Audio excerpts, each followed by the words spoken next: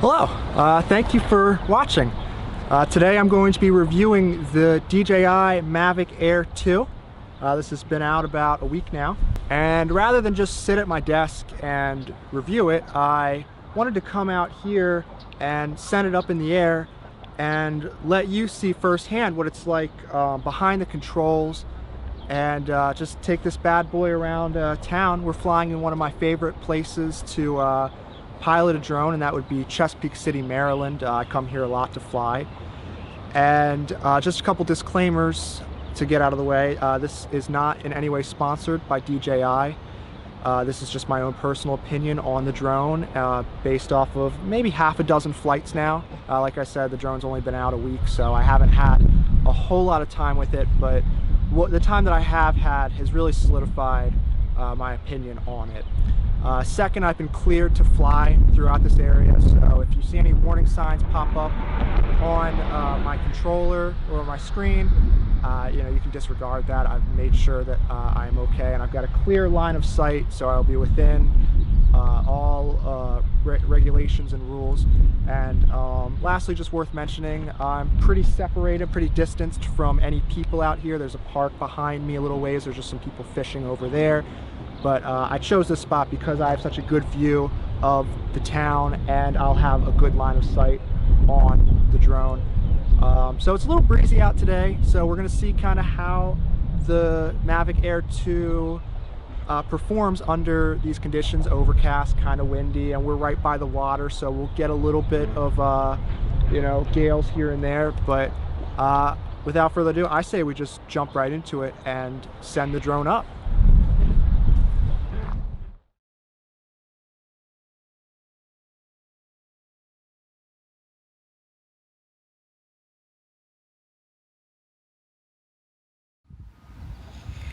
Alright, so here we are in the controls. We've got the Mavic Air 2 up and ready to go, so we're just going to get it started here. Take off. The home point has been updated. Please check it on the map. Now, the first thing you'll probably notice is the takeoff is pretty quiet. It's much quieter than the Maverick Pro, which is my previous drone. So I'll be comparing this drone to that pretty often, because it's the only drone that I have real experience with. And not to mention, I think in a lot of ways the Mavic Air 2 is the successor for this drone, or for the Maverick Pro, excuse me. So everything about this drone is really great, especially comparing it to a drone like the Mavic Pro or even the original Mavic Air. The specs have just really been overhauled and improved in a lot of ways. One of the most notable would be the 34-minute flight time, which you really notice when flying this. That's not an exaggeration. It really does stay up there for a while. The last few flights I've gotten have been about half an hour each, and I've still had some battery to spare. So right now we're flying over Chesapeake City. We're flying towards town. You can see the controls. The layout is real straightforward. You have your settings for photo, and I'm in photo mode, by the way. You have your settings for your photos down here. I just have it on auto right now. It tells you the distance and the height that you're at. You can pull up the map here. One thing worth talking about is this little circle in the middle. This helps us identify where we want the exposure to focus in on. So if we put the circle down here, you'll notice that the town is brightened up, and we can see that a little better. And then if I focus up here, focuses on the sky a little bit more, and the town becomes a little darker. I find that just focusing it on the horizon here makes for the best photo and video. But as you can see, we're flying towards town here. I've still got a good line of sight on the drone. And we're going to just take a look at the different photo modes here. So we've got the single mode, which is straightforward, just takes a regular picture. So if I look at the town here, snap that photo, it'll be in my downloads here, ready to download to my phone. We also have the 48 megapixel mode, which really is just phenomenal in terms of how powerful the camera is. It's such an upgrade from some of the other previous installations of the Mavic line. And we've got the smart photo mode, we've got burst, of course we've got time shot, and the smart mode kind of picks up where to highlight different parts of the photo, the contrast, the exposure, things like that, kind of like an HDR mode. So if we go into our gallery here, we can just kind of compare the differences. This is the smart photo, and then this is the 48 megapixel, and this is the single. So we're going to exit this, and we'll just take a look at the video modes. Of course, there's the 8K hyperlapse, which has been talked about plenty. I have yet to try it. I've heard phenomenal things about it. There's the panorama mode as well, and the quick shots, which if you're familiar with the Mavic Mini, basically the quick shots are similar to that. You just get these nice cinematic shapes to maybe circle a specific subject or make some sort of shape around it. So we'll exit this here, and we'll gives you all these different shapes, but we'll go back to the photo mode. And let's take a look at just the video mode real quick. The settings, you've got 4K, 2.7K, 1080p, and all these different frames per second. And of course there's an HDR mode where it just goes 4K, 30 frames per second. And lastly, we've got a slow-mo, which goes up to 240 frames per second in 1080p, which is pretty phenomenal, really. But we're not going to talk too much about the video or photo modes. This is more of a review of the drone's performance, not just the different capabilities that it has, although it is worth noting that the capabilities are pretty special. They're pretty great. And if you want to edit your settings, you just hit these three little dots in the top right corner, and you can see you have a lot of different settings to play with, including how photos are saved, the transmission, how that transmits from the controller. So a lot of capabilities, a lot of controls here, and the control layout really is straightforward, which I'm very excited about. With the Mavic Pro and the previous DJI Fly app, it was not as straightforward as the new DJI Fly app, so I'm pretty excited about that. So we're flying here, and as you can see, we've got a pretty great connection. We've had no issues so far with the transmission, and we're getting close to half a mile out from my location. So there's the bridge, and if we turn a ways and look down the canal, you'll see that right now I am looking straight at the drone, and I still have a good line of sight on it in front of the bridge here. But the reason that the transmission has been so great with this drone is because of the new transmission format. So with the Mavic Pro, it was mainly a radio connection. Now they use DJI uses a new connection type called OcuSync 2.0, and even with some winds here, you can see that the transmission has been so clear. There's been no cutting out.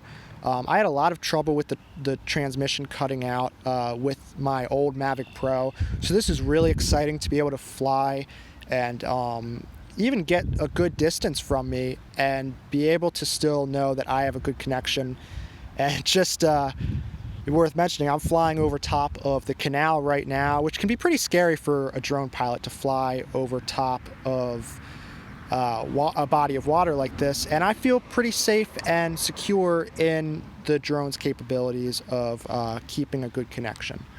So we're going to pull it towards us a little bit and head back this way. And as you can see, everything is just real smooth. The drone flies real nice and easy, and I find that it's very easy, even as somebody who has flown for a while, it's just so easy to pick up and start flying right away. And I think it would be great for both beginners and new pilots, because it really is a jack of all trades type of drone. It's really great for people who do photography, for people who are into cinematography, or maybe just for people who are looking to fly and check out the surrounding area. So we're flying back towards us. You can see this bridge down here. That's where I'm at. And we're going to pull this down a bit. And you can see there's the bridge there. One thing worth noting about the camera on this gimbal is you can move it side to side without moving the joystick, which is pretty exciting, pretty big change that I think I'll get a lot of use out of. It's tough to say if everybody will, but it is still pretty exciting. Everything that I've done so far with this drone, I've seen a lot of smooth and sharp footage with both the video and the camera quality has been really superb. So we're pulling this around towards town again, just making another short loop going towards the marina. And we still have some of those winds, and the drone is operating pretty great.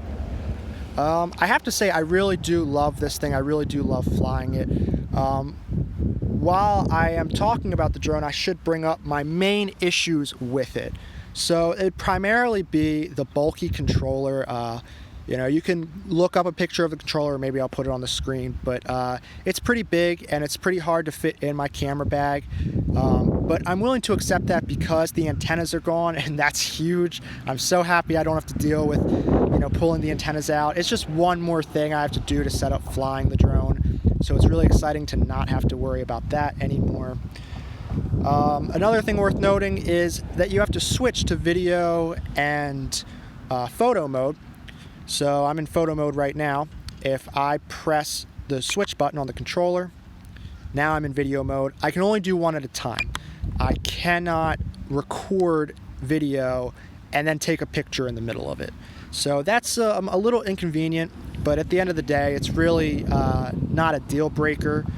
Usually if I'm recording a video of something, I got my pictures of it that I wanted first. So now we've got a ship coming in here, and this is actually a great opportunity to show you the active track and the big improvements that they've made on that. So we've got this barge coming here. We're flying above the bridge here. I'm going to fly a little higher, and it's perfect because this is moving nice and slowly. So we're going to highlight this barge here. And I'm going to pull it a little closer, and you can see that the drone is following the barge real well. So as I move over it, and then we just kind of lost our active track here. So we're going to try this again.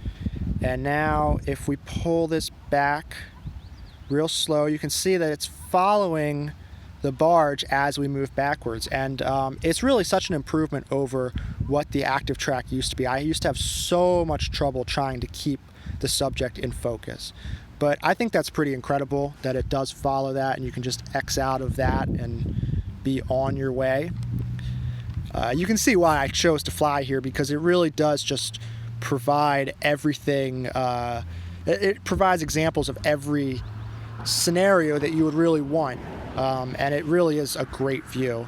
So we'll just pull the camera down so you can see what the town looks like if your view is looking straight down. So we're gonna fly across here nice and slow. You can see we've got a cool view of the road and the cars moving by. And it does inform you when obstacle detection is unavailable at that time. So while obstacle detection doesn't seem to want to work right now, let's bring you back to the center. We're going to put this in sport mode so you can really see how it picks up. And yes, you can flip it into sport mode while mid-flight. So I've got it in sport mode, and you can see I'm getting up to a pretty good speed here.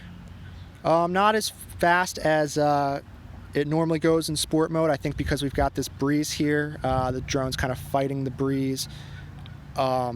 Normally it gets up to 35, even 40 miles per hour, but that's with pretty still winds. So we're going to put it back to normal, and obstacle detection should be back on. Oh, it's unavailable right now. Usually the obstacle detection works fine. However, I should mention that I have heard of people having software issues with the obstacle detection in certain modes, such as the 48 megapixel mode. I have yet to experience this, and if there is any issues with the obstacle detection, as you see, it will tell me, which is pretty convenient. It's nice to know when it's not on.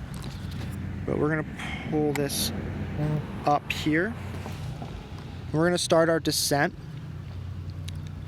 But yeah, I'm very impressed with the power of this camera and the power of this drone. Despite being so light and compact, it really does everything pretty phenomenally.